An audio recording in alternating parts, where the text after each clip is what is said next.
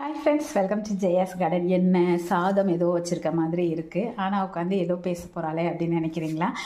எனக்கு வந்து திருமணம் ஆகும்போது 29 வயசுங்க. 29 வயசில் என்னுடைய வெயிட் வந்து 53 கிலோ. அதுக்கப்புறம் பாப்பா தம்பி எல்லாம் உண்டானதுக்கப்புறம் பார்த்தீங்க அப்படின்னாக்க, ஃபஸ்ட்டு தம்பி அப்படிங்கிறப்ப வந்து எனக்கு ஃபீட் பண்ணி முடிக்கிற வரைக்கும் நான் 74 கிலோ இருந்தேங்க. அப்போல்லாம் நம்ம டயட்டில் இருக்க முடியாதுல்ல.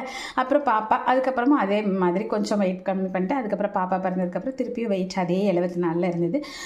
ஃபீட் பண்ணிலாம் முடித்ததுக்கப்புறம் பார்த்தீங்க அப்படின்னா 60ல் கிட்டத்தட்ட ஒரு 10 வருஷம் நான் அப்படியே மெயின்டைன் பண்ணிகிட்டே வந்தேங்க. அதுக்கப்புறம் வயசு கூடிருச்சு, சரி இன்னும் நம்ம குறைக்கணும் அப்படின்னு சொல்லிட்டு இப்போ நம்ம மேரேஜ் ஆனப்போ எனக்கு என்ன வெயிட்டோ இப்போ எனக்கு 52 வயசு ஆகுது, நான் 53 கிலோ இருக்கேன்.